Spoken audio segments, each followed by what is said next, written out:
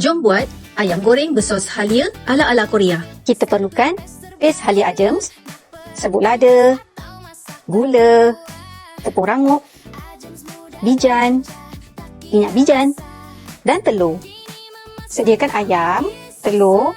Kita nak putih telur je. Paste serbaguna tumisan masak halia Ajams. Kita nak perapkan dulu ayam, letakkan sikit paste, campurkan dengan putih telur, tepung goreng rangup. Perapkan selama 2 jam.